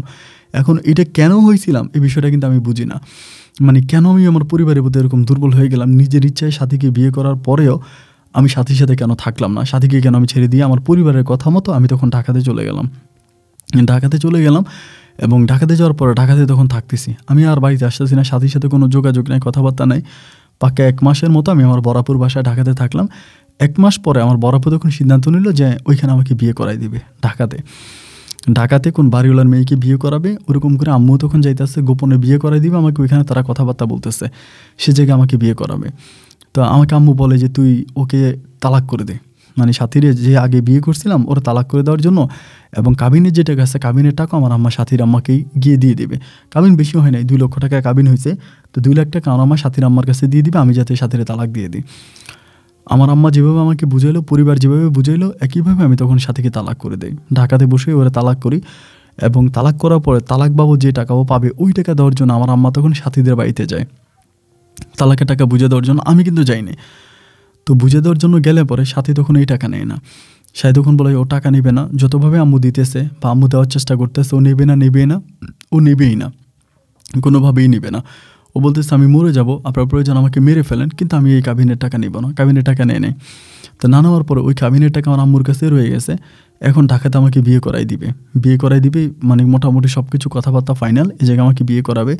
এরপরে ঢাকাতেই মেয়ের বাড়ি বরিশালে, মেয়ের বাবা ব্যবসা বাণিজ্য করে, ঢাকাতে নিজেদের বাড়ি আছে, ওই মেয়েকে তখন আমার পরিবার আমাকে তখন বিয়ে করাই দেয়। তো যে রাতে আমার বিয়ে হয়, মানে আমি যে রাতে বিয়ে করি সেই রাতেই আমি গ্রাম থেকে খবর পাই আমার আম্মার মাধ্যমে যে সাথী নাকি ওই রাতে বিষ খেয়েছে এবং ওর অবস্থা খুব খারাপ, ওর হসপিটালে নিয়ে যাওয়া হয়েছে। রাত 3টার দিকে আমার কাছে তখন খবর আসে। তো কি আর কি করব, মানে সব কিছুই তখন মানে একদম মানে হয়ে যাওয়ার মতো। সকালবেলা ভোরে আমার এক মামা, উনিও ঢাকাতে থাকে, উনি তখন আসছে, আইসা বলতেছে যে এই অবস্থা, মেয়ে নাকি মারা গেছে, মানে সাথী মারা গেছে হসপিটালে, রাতের বেলায় বিষ খাইছে, বিষ খাওয়ার পরে ঢাকা মানে আমাদের রংপুর মেডিকেলে নিয়ে গেছে, ওইখানে ও মারা গেছে। তো মারা গেছে, আমার মামা আমারে বলতেছে তুই কয়েকদিন ধরে মানে ওই আমার বোনের বাসায় না থেকে তুই আমার বাসায় চলে আয়, মানে মামার বাসায় চলে যেতে বলতেছে, কারণ আমার বোনের বাসা তোরা চিনে, মানে সাথীর পরিবার আমার বোনের বাসা চিনে, তো সেখানে হয়তো পুলিশ পাঠাইতে পারে, যেহেতু সাথী মারা গেছে একটা মামলা দায়ের করতে পারে। এই ভয়ে তখন করলো কি, আমাকে ওই জায়গা থেকে আমার পরিবার আমার মামার বাসায় নিয়ে গেছে। এবং সাথী মারা গেছে এটা শোনার পর আমি যে এত কষ্ট পাইছিলাম আসলে বলে বুঝাতে পারবো না। কিন্তু এরপরেও আমি কেন জানি সাথীর কাছে যাচ্ছি না। এই যে সাথীর এত কষ্ট হচ্ছে, ওর এত সমস্যা হচ্ছে, ও মারা গেল, বাট আমি তারপর ওর কবরে মাটি দিব, একবার গ্রামে যাব, বাড়িতে যাব, এগুলো আমার মনে আসতেছে না। আমার মনটাই জানি কেমন একটু পাথরের মতো হয়ে গেছে, মানে সাথীর প্রতি আমার কোনো দুর্বলতা মনের ভিতরে কাজ করতেছে না, মানে মনটাই জানি কেমন হয়ে গেছে, আমার সাথীর কথাই আর ভালো লাগতেছে না। এবার এভাবে তখন এখানে মামার মাধ্যমে জানতে পারলাম ও মারা গেছে। তো এখানে পড়ে আসি প্রায় 8-9 দিনের মতো, আমি মামার বাড়িতে পড়ে আসি, মামার বাসায়, এবং আমার বউ বর্তমানে আমি যাকে বিয়ে করছি ও সহ তখন এখানে পড়ে আছে, ওর সাথে তখন থাকতেছি। এভাবে সময়গুলো কাটতে সাথী মারা গেল, প্রায় 1.5 মাসের মতো হয়ে গেছে। 1.5 মাস হয়ে গেছে। 1.5 মাস পরে একদিন রাতে আমি সাথীরে অনেক মিস করতেছি, মানে ও মারা যাওয়ার পরে ওর প্রতি আমার দুর্বলতা বেশি বাড়তেছে, মানে অনেক বাড়তেছে দুর্বলতা, যে ও মারা গেছে, মারা যাওয়ার পথে ওর প্রতি আমার দুর্বলতা আরও বেশি বেড়ে যাচ্ছে। তারপরে প্রায় 1.5 মাস পরে একদিন রাতে আমি ঘুমাইতে পারতেছি না, ওর কথা খুব মনে পড়তেছে, প্রচণ্ড রকমের ওর কথা মনে পড়তেছে, কান্নাকাটি করতেছে। আমার বউ রোকসানা, যাকে বিয়ে করছি, ও আমারে বারবার বলতেছে যে তুমি কান্নাকাটি করতেছো কেন। আমি কিন্তু আমার এই বর্তমান যে বউ আছে ওই বউয়ের কাছে কিন্তু আমি আগের বউয়ের কথা স্বীকার করি নাই বা আগের বউয়ের কথা বলিও নাই। এটা আমার বড় আপু এবং দুলাভাই, তারা কেমনি পরিকল্পনা করে এই মেয়েটাকে আমাকে বিয়ে করাই দিছে। তো বা আমার বড় বউয়ের কথা কিন্তু জানতো না, তো যার জন্য আমার খুব খারাপ লাগে। 2 দিন পরে আমি তখন আবার এটা আমি আম্মুকেও বলতে পারি না। আম্মুকে যদি বলি যে আমার সাথীর জন্য খারাপ লাগতেছে, আম্মু তখন আমাকে গালাগালি করবে, মারবে, যার জন্য আম্মুর কিছু না বলে পরের দিন আমি তখন আমার মামারে বললাম যে মামা আমার ভালো লাগতেছে না, আমি আমার বন্ধু বান্ধবের সাথে একটু ঘুরতে যাব, খুব দূরে কোথাও একটু ঘুরতে যাবো আমার বন্ধুদের সাথে। তো আমার মামা আমাকে বলতেছে বন্ধুর সাথে যাবি কেন, তুই বিয়ে করছোস, তুই তোর বউ নিয়ে ঘুরতে যা, তোর বউ নিয়ে যা। আমি বললাম যে আমি বউ নিয়ে যাবো না, আমার বউ নিয়ে যেতে ভালো লাগে না, আমি রোকসানাকে নিয়ে যাব না। তো আরেকটা বিষয় এখানে বলে রাখি, আসলে যেহেতু আমি রোকসানাকে বিয়ে করছি, এটা সম্পূর্ণ আমার মা করাইছে, আমার পরিবার করাইছে। রোকসানা কিন্তু দেখতে একটু সুন্দর ছিল না, একেবারে কালো ছিল, খাটো ছিল এবং সম্পূর্ণ অপছন্দ আর কি, এটা কারোই পছন্দ হবে না, যে কেউ দেখলে মেয়েটাকে পছন্দ করবে না। আমার মা একমাত্র লোভের বশবর্তী, যে মেয়ের বাপের বাড়ি আছে এবং মেয়ের বাপের ব্যবসা আছে, ওই জিনিসগুলোর দেখে আমার মা তখন এই মেয়েটাকে আমাকে বিয়ে করে। বাট আমার রোকসানাকে কোনো দিকে ভালো লাগতো না, কোনো দিক থেকে আমার রোকসানাকে ভালোই লাগতো না, আমি রোকসানার কথা শুনতেই পারতাম না। তো এবার রোকসানাকে ছেড়ে আমি তখন আমার মামাকে বললাম যে আমি ঘুরতে যাবো। ঘুরতে যাওয়ার কথা বলে আমি তখন রংপুরে যাই। রংপুরে আমি তখন আমার এক বন্ধুর বাড়িতে গিয়ে উঠি। আমি আমার পরিবারকে এটা জানাই না, আমার মাকেও জানাই না এবং রোকসানাকেও জানি না, কাউকে না জানিয়ে বন্ধুর বাড়িতে উঠি। ওইটা আমি আমার বন্ধুর সাথে কান্দাকাটি করি যে দেখ, আমি তো সাথীরে ভালোবাসছিলাম, মন থেকে ভালোবাসছি, এখন এরকম হয়ে যাবে আমি তো সেটা বুঝতেও পারিনি। আমি এটা বুঝতেও পারিনি যে এরকমটা হয়ে যাবে। তারপর আমার বন্ধু আমাকে বলতেছে যে তুই কী করবে, এমন আমি সাথীর কবর যাবো রাতের বেলায়। তো আমার ওই বন্ধুর বাড়ি থেকে সাথীদের বাড়ি খুব বেশি দূরে না, সাথীদের যেখানে কবর দিছে ওইটা মোটামুটি মানে এক্সট্রা একটা কবর, ওইখানে অন্য কারো কবর নাই, আত্মহত্যা করে মারা গেছে। ওদের যে গ্রামীণ যে কবর আছে, গ্রামীণ কবর ওকে মাটি দেয় না, আলাদা একটা জায়গায় মাটি দিছে। তারপরে রাতের বেলা আমি সাথীরে দেখার জন্য যাব। ওরে আমি বললাম যে মানে সাথীরে দেখতে বলে সাথীর কবরে যাব। তো ওরে আমি বললাম যে তুই আমার সাথে চল। ও বলে না আমি যাব না, তুই যা, তোর যেহেতু দেখতে মন চাইতে আছে তুই যা, আমি যাব না, এই কথা আমাকে বলে। তো এই কথা যখন বলে আমি তখন সাথীকে দেখার জন্য যাই কবরস্থানে। কবরস্থানে যাওয়ার পর অনেক রাত, মানে আমি বিকেল সন্ধ্যার দিকে রওনা দিয়ে দিই, প্রায় মধ্যরাতে আমি কবরস্থানে গিয়ে পৌঁছাই। কবরস্থানে যাওয়ার পর মোবাইলের আলো দিয়ে আস্তে আস্তে কবরস্থানের কাছে যাই এবং ওই কবরে গিয়ে বসে আমি ওর খুব কান্নাকাটি করি, মানে প্রচণ্ড রকমের কান্নাকাটি করি ওর কবরে শুয়ে। এবং আমার মৃত্যুর জন্য তো ও দায়ী। আসলে অনেকেই বলে, এখনও মানুষজন বলে যে আমার মা নাকি আমাকে কী খাওয়াইছে বা আমারে জাদুটোনা করছে, বাট এটা আমার আম্মাই ভালো জানে জাদুটোনা করছে না কী করছে। বাট লাস্টের দিকে সাথীর উপর আমার মন উঠে গেছে, মানে সাথীর প্রতি যে একটা ভালোবাসা ছিল, ভালো লাগা ছিল, এই ভালোবাসা ভালো লাগাটা উঠে গেল এবং সাথীর প্রতি আমার টান আর হলো না, মানে সাথীর প্রতি কোনো টান নাই, কোনো মায়া নাই, কোনো কিছু নেই। এরপরে হঠাৎ করে মারা যাওয়ার পরে কেন এতটা টান বেড়ে গেলো তাও বুঝতে পারলাম না। যাই হোক, কবরের কাছে গিয়ে কান্নাকাটি করতেছি। এই কান্নাকাটি করতে করতে করতে করতে সে জায়গায় আমি হঠাৎ অজ্ঞান হয়ে যাই, মানে জাস্ট ওইখানে আমি জ্ঞান হারাই ফেলি। ওর কবরস্থানে কবরের ভিতরে আমি তখন জ্ঞান হারাই ফেলি। যখন ফজরের আজান দেয়, ফজরের আজানের শব্দ আমি শুনতে পাই, ওই কবরস্থানে আমার তখন জ্ঞান ফিরে আসে। জ্ঞান ফিরে আসার পরে আমি তখন বাড়িতে আসি বলতে আমার বন্ধুর বাড়িতে আসি। ওই সময় ওর কবরস্থানে বসে আমি কবরস্থানে একটা জিনিস স্বপ্ন দেখি। আমার যখন জ্ঞান ফেরার পরে আমি যখন বাড়িতে আসার পরে আমার বন্ধুর বাড়িতে দিনের বেলা যখন ঘুমাই, এই দিনের বেলায় ঘুমাই আমি একটা জিনিস স্বপ্ন দেখতে পাই যে সাথী আমাকে ডাকতেছে। আমার বলে আমি মরি নাই, আমার পরিবার শুধু আমাকে এখানে দিয়ে রাখছে, আমি জীবিত আছি, তুমি আমাকে নিয়ে যাও। একদম যেন আমার সামনে এসে বলতেছে, যেন একদম আমার সামনে দাঁড়িয়ে কথাগুলো বলতেছে। তো এটা শোনার পরে মানে এটা যখন আমাকে বলে, স্বপ্নের মধ্যে বলা আমি তখন দিনের বেলা আমার বন্ধুকে এটা বলি যে দেখ বন্ধু, এমন ঘটনা, ওর কবরের কাছে গিয়ে আমি অজ্ঞান হয়ে গেছিলাম, আমার জ্ঞান হারাই গেছিল, আবার নিজে জ্ঞান আসছে, আমি তোর বাড়ি পর্যন্ত আসছি, এখন আমি দিনের বেলা এই স্বপ্নটা দেখছি। তো আমার বন্ধু আমার বলে তুই এখানে থাকিস না, তুই চলে যা, এটা বলে। তো ওই রাতে আমি আমার বন্ধুর বাড়িতে থাকি। তো ওই রাতের বেলা আমি আবার সাথীরই স্বপ্ন দেখি। যাই হোক, এরপর আমি আমার বন্ধুর বাড়ি থেকে রংপুর থেকে চলে আসি আবার পুনরায় ঢাকাতে। এবার ঢাকাতে আসার পরে যেটা হলো সেটাই, ঢাকাতে আসার পর আমি অলওয়েজ তাকে স্বপ্ন দেখতেছি, সবসময় তাকে স্বপ্ন দেখি। মানে অবস্থাটা এরকম যে অলওয়েজে তাকে স্বপ্ন দেখতেছি, যে চোখটা বন্ধ করলে তাকে স্বপ্ন দেখি এবং স্বপ্নে সে একটা কথাই বলে, আমি মারা যাই নাই, আমি জীবিত আছি, আমি এখানে শুয়ে আছি, তুমি আমাকে এখান থেকে নিয়ে যাও, আমাকে এখানে কেন বন্দি করে রাখছো, আমাকে এই ঘরে কেন শোয়ে রাখছো, আমি তো ভালোই আছি, আমি তো মরি নাই, আমি জীবিত, আমাকে নিয়ে যাও। এইটা বলে ও কান্নাকাটি করে, প্রচণ্ড রকমের কান্নাকাটি করে। সবসময় এরকম করে স্বপ্ন দেখতেছি, সবসময় এরকম করে স্বপ্ন দেখি। এবার বিষয়টা আমি তখন আস্তে আস্তে আমার আম্মাকে বলতে শুরু করছি, কারণ এই জিনিসটা আমি আর নিতে পারতেছিলাম না, যে আমার ভিতরে একটা ভয় কাজ করতেছে। তো একে তো ভয়, তারপর আবার এই জিনিসটা দেখতে পাই। তা আম্মাকে তখন বললাম যে আম্মা, এমন ঘটনা, আমি এটা স্বপ্নে দেখি। আমি আম্মাকে এটা বলি না যে আমি সাথীর কবরের কাছে গেছিলাম, সাথীর কবরের কাছে গিয়ে আমি অজ্ঞান হয়ে গেছি, এটা কিন্তু আমি আম্মুকে বলি নাই। জাস্ট বললাম যে মা, এমন ঘটনা, আমি সাথীর এমনি স্বপ্ন দেখি এবং সবসময় দেখি যে সাথী এসে আমাকে এগুলো বলে। এবং আমি নাকি ঘুমের মধ্যেও বলি, সাথী তুমি যেও না, সাথী আমার কথা শোনো, আমি তোমাকে নিয়ে আসবো, এগুলো বলি। এগুলো আমার বউ যে আছে রোকসানা, ওইগুলো শুনতে পায় এবং সেও তার বাবা মায়ের কাছে এই বিষয়টা নিয়ে কথাবার্তা বলে। ওই পরিবারে কিন্তু আমার সুখে নাই। এখন যে রোকসানাকে বিয়ে করছি তার সাথেও কিন্তু আমার সংসার সুখের কাটতেছে না। এবং রোকসানার পরিবার যে আগে জানছে না পরে জানছে আমি জানি না, কিন্তু জানছে যে আমি আগে একটা বিয়ে করছি এবং আমার বউ মারা গেছে, এটাও জানতে পারছে। তারপরে যাই হোক, রোকসানার সাথে সংসার করতেছি, বাট আমি আর এটা মানতে পারতেছি না, মানে এটা আমি নিতে পারতেছি না। প্রতিটা রাতে একই ধরনের স্বপ্ন, প্রতিটা রাতে একই ধরনের স্বপ্ন, যে ও আইসা আমাকে বলে যে আমি মানে মনে হয় যেন আমি খোয়াবে দেখি। খোয়াবে মানে কি, মনে হয় যেন একদম সামনাসামনি দেখতেছি। এগুলো যে স্বপ্ন স্বপ্ন মনে হয় না। ও আইসা আমার সামনে বইসা আমাকে নিজে বলতেছে যে আমি ভালো আছি, আমি সুস্থ আছি, আমি তো মারা যাই নাই, আমাকে কেন কবর দিয়ে রাখা হয়েছে, আমাকে এখানে কেন মাটি চাপা দেওয়া হইতেছে, আমাকে তুমি নিয়ে যাও, আমি তোমার কাছে যাবো, আমি তোমাকে ছাড়া থাকতে পারবো না। এই সবসময় এই স্বপ্নগুলো দেখি। তো এবার মামাকে বড় বড় কবিরাজের কাছে নিয়ে যায়। ওই যেই কবিরাজের কাছে যায়, কোনো কবিরাজ আমার ওরকম করে চিকিৎসা করে না, বাট আম্মু টাকা পয়সা দিয়ে কবিরাজের কাছ থেকে তাবিজ এটা ওইটা আনে। এবং আমরা কুমিল্লাতেও একটা কবিরাজের কাছে যাই, যে কবিরাজটা আমার আম্মুকে ডিরেক্টলি বলে দিছে যে আপনার ছেলে চিকিৎসা করবো না, আপনি বেইমান, আপনি বেইমানি করছেন এবং আপনার ছেলেকে আপনি বাঁচাইতে পারবেন না। ওই কবিরাজটাও বলছে যে আপনার ছেলেকে আপনি বাঁচাইতে পারবেন না, আপনার ছেলেটা মারা যাবে। এবং বেশিরভাগ কবিরাজের কাছে গেলে কবিরাজটা এই কথাই বলতো আমার আম্মাকে যে ও বাঁচবে না, ও মারা যাবে। আপনার ছেলেটা বাঁচবে না, আপনার ছেলেটা মারা যাবে, কারণ আপনি আপনার ছেলেকে নিয়ে বেইমানি করছেন, অনেক বড় প্রতারণা করছেন। তো এই জন্য আপনার ছেলেকে আপনি বাঁচাইতে পারবেন, আপনার ছেলেটা মারা যাবে।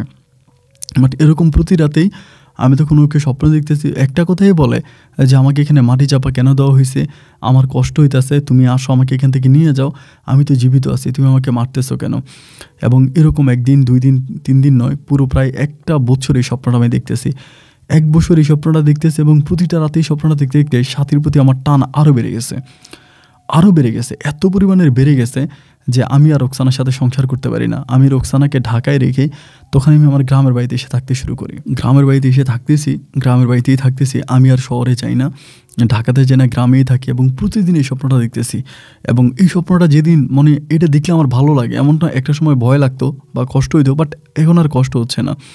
এই স্বপ্নটা যখন দেখি তখনই ভালো লাগে, আমার মনে হয় যেন সাথী আমার কাছে আছে, সাথী আমার পাশে আছে, ভিতরে আমার অনেক ভালো লাগা কাজ করে। এই জায়গা থেকে একটা সময় আমি করলাম কি, মানে ওর প্রতি এতটাই দেওয়ানো হয়ে গেছি, মানে এত পরিমাণে ওর প্রতি আমি দেওয়ানা যে আমার ওরে ছাড়া আর কিছু ভাল লাগে না এবং আমি ওর কবর থেকে উঠে নিয়ে আসবো। তো কীভাবে উঠে নিয়ে আসবো, আমাদের এখানে একটা মাদ্রাসা আছে, ওই মাদ্রাসায় আপনার কিছু লোক আছে, মানে কিছু ছেলেরা আছে যারা বড় যে আপনার হ্যাফজও পড়ে আর কি, কোরআনের হ্যাফজও পড়ে, মানে কোরআন শরীফ মুখস্থ করা হাফেজ হবে, এরকম 2টা ছেলের সাথে আমাদের মাদ্রাসা, আমাদের গ্রামের পাশে মাদ্রাসা। তো 2টা ছেলের সাথে আমার মতো বলতে আমার থেকেও ছোটো, বাট ওরা মাদ্রাসায় পড়াশোনা করে, দেখতে শুনতে অনেক বড়। এই 2টা ছেলের সাথে আমি তখন শেয়ার করলাম বিষয়টা যে আমরা ওখানে যাব, ওখানে গিয়ে কবর খুঁড়বো এবং কবর করে আমি সাথীকে বের করে আনবো। আমি যে আজকে 1 বছর ধরে স্বপ্ন দেখতেছি সাথী জীবিত, সাথী মারা যায় না, সাথী ওইখানে আসি এবং জীবিত অবস্থায় সাথী শুয়ে আছে, আমি সাথীকে সে জায়গা থেকে আনবো। যেহেতু 1টা বছর ধরে আমি এই স্বপ্নটা দেখতেছি, এটা আমি ওদেরকে বললাম। বলার পরে ওরা তখন বলতেছে যে এটা কি ভালো হবে, আমারে বলে। আমি বললাম যে যত টাকা লাগে আমি তোদেরকে টাকা দেবো, তোরা আমার সাথে চল, আমি সেই কবরস্থান থেকে ওকে উঠে নিয়ে আসবো। ও কবরস্থানে আসে, ও শুয়ে আছে এবং প্রয়োজনে আমি ওর ওখান থেকে এনে আমাকে বিয়ে করবো। মানে আমি তখন কি বলি কী করে আমি নিজেও জানি না, কারণ আমি তখন মানে মোটামুটি 50% মতো পাগলে ছিলাম, আমার ব্রেন কোনো কাজ করতো না।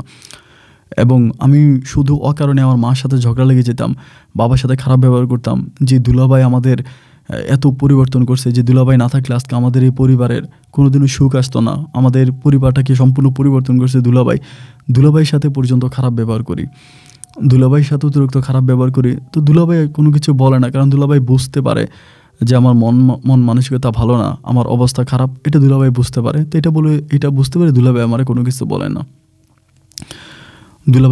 বলে না, এভাবে আমি তখন পড়ে আসি। তো পড়ে থাকতে থাকতে সময়গুলো সামনে দিয়ে একইভাবে কাটতেছে। তারপরে আমি ওই মাদ্রাসার পোলাপাইনগুলোর সাথে কথা বললাম, মাদ্রাসার পোলাপাইনগুলো বললাম যে এমনি যাবো, ওদেরকে আমি টাকার লোভ দেখাইছি, মোটামুটি অনেক টাকা দিব, টাকার লোভ দেখাইছি। টাকার লোভ দেখানোর পরে ওরা তখন রাজি হয়েছে, আমার সাথে যাবে, ওইখানে যাবে এবং কবর খুঁড়বো, আমি কবর খুঁড়ে দেখবো যে সাথে ওখানে জীবিত আছে। কারণ আমার ভিতরে তখন আসলে আমার অনুভূতিটা আমি অন্য কাউকে বুঝাইতে পারবো না। তখন আমি 100% শিওর যে সাথী বেঁচে আছে এবং জীবিত অবস্থায় সাথী ওখানে শুয়ে আছে এবং আমি কবর খুললেই সাথীকে পেয়ে যাব। কবরটা খুললে আমি সাথীকে পেয়ে যাবো এবং সাথীকে আমি ওখান থেকে নিয়ে আসবো, ওই কবর থেকে আমি সাথীকে নিয়ে আসবো। এই মানে আমি এটা একদম আমার ধ্যানে মনে প্রাণে ঢুকে গেছে। পরে আমি রাতের বেলায় পোলাপাইনগুলো নিয়ে রওনা দিলাম, কবরস্থানে যাব, কবর করে সাথীকে তখন নিয়ে আসবো। এই পোলাপাইনগুলো আমার সাথে গেছে, 2টা পোলা, মানে হেফজখানায় থাকতো, মাদ্রাসায় থাকতো 2টা পোলা, 2টা পোলা নিয়ে আমি ওখানে গেছি। যাওয়ার পরে অনেক রাত মধ্যরাতের দিকে আমরা তখন ওইখানে গিয়ে পৌঁছানোর পর দুজনে বললাম যে তোরা কবর তো অনেক পুরনো হয়ে গেছে, কারণ অনেক বছর হয়ে গেছে কবরের, এবং কবরের উপরে ঘাসও উঠে গেছে, মানে কবর উপর দিয়ে ঘাসও উঠে গেছে। তারপর আমি কবর খোঁড়ার জন্য সেখানে চলে গেছি এবং কবর খুঁড়তেছি ওই মুহূর্তে, জাস্ট কবর খুঁড়তেছি, এই ভিতরেই জাস্ট একটা চিৎকারের শব্দ শুনলাম। এটা কি কবরের ভিতর থেকে না কবরের বাইরে থেকে আমি জানি না, শুধু একটা চিৎকারের শব্দ, খুব জোরে একটা চিৎকারের শব্দ শুনলাম। এবং জোরে চিৎকারের শব্দটা শোনা মাত্রই আমি শুধু শব্দটাই শুনছি, এরপর আমার কিছু আর খেয়াল না। আমি ওই জায়গায় আমি পড়ে যাই, কবরে পড়ে যাই, ওই জায়গায় পড়ে যাই। এবং পড়ে যাওয়ার পরে যখন আমার জ্ঞান ফিরে পর আমি তখন দেখি যে আমি হসপিটালে আছি। তো কতদিন অজ্ঞান ছিলাম বা কীভাবে কি আমার এই দিনগুলো কাটছে আমি কিছুই বলতে পারবো না। আমার কোনো কিছুই মনে নেই কবরস্থানে কী হয়েছে না হয়েছে বা কি আমি দেখছি না দেখছি, শুধু একটা চিৎকারে মনে আছে, একটা চিৎকারের শব্দ শুনে ওখানে অজ্ঞান হয়ে যাই।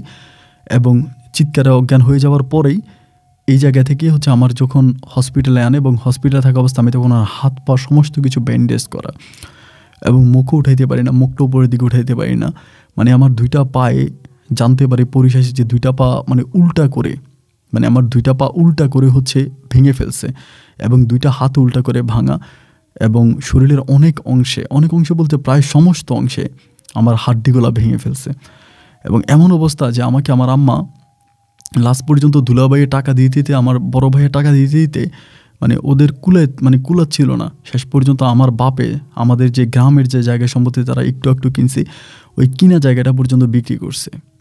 প্রায় 20 লাখ টাকার উপরে আমার চিকিৎসার জন্য ব্যয় করছে ঢাকাতে, কিন্তু আমার ওরকম করে সুস্থ করতে পারে নাই। আজ পর্যন্ত আমি খাটে এবং খাট থেকে আমি এখন উঠতে পারি না। আমার মেরুদণ্ড থেকে শুরু করে শরীরের হাড্ডি থেকে শুরু করে বিভিন্ন জায়গায় ভাঙছে। এবং শোয়া থেকে আমি উঠা বসতে পারি না, শোয়া থেকে উঠা আমি কোথাও দিকে যেতে পারি না। এবং হুইল চেয়ারও ঠিকমতো বসতে পারি না, এমন একটা অবস্থা। যদি মা খাওয়াই দেয় তাহলে খাইতে পারি, এবং না খাওয়াই দিলে বাথরুমে পর্যন্ত গেলে আমি বাথরুম করার পর পরিষ্কার করতে পারি না। আমার সেখানেও একজন মানুষ প্রয়োজন। আজকে প্রায় অনেকগুলো বছর ধরে এইভাবে ঢাকাতে পড়ে আছি অসুস্থ অবস্থায়। যদি বোন এবং বোন জামাই না থাকতো তাহলে হয়তো ভিক্ষা করা লাগতো। শুধুমাত্র বোন আর বোন জামাইয়ের কারণে এখন আমার পরিবারটা মোটামুটি টিকে আছে। বা বোন এবং বোন জামাই তারা টাকা পয়সা দেয়, তাদের টাকা পয়সায় এখনও খেয়ে পড়ে বেঁচে আছি। মনের ভিতর একটাই প্রশ্ন, এবং আজকে আপনাকে এইগুলো বলার একটাই কারণ, আমি কি অপরাধ করেছিলাম? কেন ওই কবরের কাছে আমাকে ডেকে নিয়ে আমার জীবনের এত বড় ক্ষতি করলো? আমার মা আজও স্বীকার করে না, কিন্তু আমি লোকের মারফতে শুনতে পাইলাম, মানুষের কাছে মাধ্যমে জানতে পারি আমার মা নাকি আমাকে তাবিজ করছে, আমাকে ব্ল্যাক ম্যাজিক করেছে এবং আমাকে তাবিজ করে সাথীর কাছ থেকে আমাকে সরাই নিয়ে আসছে। তো আমার মা কোনো শাস্তি পাইল না, আমার মা দিব্যি এখনও ভালো আছে। কিন্তু আল্লাহর কি কুদরত, আল্লাহর কি হুকুম, আমাকে কবরস্থানে এভাবে মারছে। যে দুইটা ছেলে আমার সাথে গিয়েছিল ওদের মাধ্যমে জানতে পারলাম, ওরা যেটা বলল, ওরও নাকি একটা চিৎকারের শব্দ শুনছে এবং এই চিৎকারের শব্দটা নাকি কবরের ভিতর থেকে আসছে।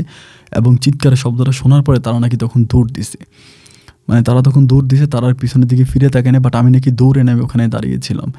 তারা চলে আসছে দৌড়ে, তারা চলে আসছে তাদের মাদ্রাসা, এবং মাদ্রাসা আসার পর তারা তখন খবর দিছে যে এমন এমন ঘটনা। এবং সেখান থেকে এর আগেই নাকি আমাকে ওখানকার লোকজনকে গিয়ে উঠে আনছে। তো সে জায়গা থেকে আমি হসপিটালে। আমি আজও জানি না কেন সাথী আমাকে স্বপ্ন দেখাইলো এবং কেন স্বপ্ন দেখায় তার কবর পর্যন্ত নিয়ে গিয়ে আমার যে জীবনে চিরস্তরে পঙ্গু বানায় দিল। এবং যদি আমার আম্মা অপরাধ করে থাকে, আম্মার শাস্তি কেন আমি পেলাম? জানি না বাকি জীবনটা কিভাবে কাটবে। আমার রোকসানা যে ছিল, আমার দ্বিতীয় যাকে বিয়ে করছি, ওই মেয়েটা আমাকে ছেড়ে চলে যায়, ডিভোর্স দিয়ে চলে যায়। এবং আমার বাবার নামে মায়ের নামে প্রতারণা মামলা করে, যে আমার বউ থাকার পরও তারা মিথ্যে বলে আমাকে বিয়ে করাইছে, মামলা করে। সাথীর পরিবার থেকে আমার নামে কোনো মামলা করা হয়নি, কিন্তু সাথীর মাধ্যমে যেটা পেয়েছি এটাই মনে হয় আমার সারা জীবন এভাবেই কাটবে। যাই হোক ভাই, আমি শুয়ে থাকি, শোয়া থেকে উঠতে পারি না, তারপরেও শুয়ে শুয়ে 5 ওয়াক্ত নামাজ পড়ি, যতটুকু পারি দিনের কাজ করি। এবং আমার নিত্যদিনের সঙ্গী আপনার জীবনের গল্পগুলো শোনা, এগুলোই সবসময় শুনি। এবং এগুলো শুনে আমার বেশিরভাগ সময় আপনার এই গল্পগুলো শুনেই কাটে। তাপন ভাই, যদি সম্ভব আমার গল্পটা প্রচার করবেন এবং আমার গল্পটা মানুষের মাঝে তুলে ধরবেন। আমি অসুস্থ মানুষ, খুব ভালো করে লিখতে পারছি কিনা জানি না, কোথাও ভুল ত্রুটি থাকলে আপনি ক্ষমা সুন্দর দৃষ্টিতে দেখবেন, এবং কোথাও না বুঝতে থাকলে এই নাম্বারে যোগাযোগ করবেন, এটা আমার ফোন নাম্বার। ভালো থাকবেন, আসসালামু আলাইকুম।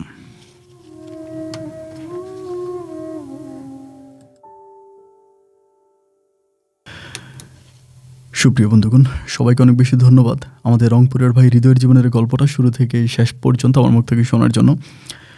হৃদয় এই মুহূর্তে ঢাকায় আছে এবং বর্তমানে তিনি ঢাকার বাসিন্দা। যাই হোক, এই গল্পটা যদিও গল্পের কথা ছিল কম, এবং এই গল্পটা আমি পেয়েছিলাম আরও প্রায় মাসখানেক আগে। বাট এই মুহূর্তে গল্পটা প্রচার করা এই কারণে যে এর পিছনে সবচেয়ে বড় কারণ হচ্ছে আমি হৃদয়কে দেখতে গিয়েছিলাম ঢাকাতে, এবং তাকে দেখার পরে আমার কাছে যে জিনিসটা মনে হলো, এবং মানে ওর মার সাথে কথা বলি এবং সেখান থেকে যে জিনিসটা জানতে পারলাম যে ওকে এমন অবস্থায় ওর মা ওকে পায় নাই। মানে সেই এলাকার লোকজন যে কবরস্থানে ওকে মারা হয়েছিল, সেই কবরস্থানের আশেপাশের লোকজন চিৎকার শব্দ শুনে সেখানে যায় এবং গিয়ে ওকে এইভাবে অবস্থায় পায়। বাট তারা ওইখানে কোনো লোকজন পায় নাই। মানে কোনো ওই যে এভাবে মারা হয়েছে মনে হয় যেন ধরে ওর হাড্ডিগুলোকে ভাঙা হয়েছে, পায়ের হাড্ডি, হাতের হাড্ডি, এগুলো ধরে ভাঙা হয়েছে এরকম। কিন্তু সেখানে এলাকার লোকজন গিয়ে নাকি কোনো মানুষ পায় না, কাউকে পায় না। এবং এটা জিন জাতির কাজ বা যে কোনো যার কাজই হয়ে থাক না কেন, হৃদয় অপরাধ, গ্রামের মানুষ একটা কথা বলে যে বাপে অপরাধ করলে তার শাস্তি সন্তান পাবেই। বলে পাপ কখনো বাপকেও ছাড়ে না, পাপ কখনো বাপকেই ছাড়ে না। এবং রংপুরের ছেলে হৃদয়ের গল্পটাই তার জ্বলন্ত প্রমাণ। যাই হোক বন্ধুরা, গল্পটা এলোমেলো ছিল, আমি চেষ্টা করছি সাজিয়ে বলার জন্য। যদি কোনো অংশ আপনারা না বুঝে থাকেন আমার সাথে যোগাযোগ করুন, আমি চেষ্টা করবো আপনাদেরকে বুঝিয়ে দেওয়ার জন্য। সবাই ভালো থাকবেন, সুস্থ থাকবেন, এই শুভকামনা। আজকের মতো এখানেই বিদায়। দেখা হবে অন্যদিন অন্য কারো বাস্তব জীবনের গল্প নিয়ে। আল্লাহ হাফেজ এন্ড আসসালামু আলাইকুম।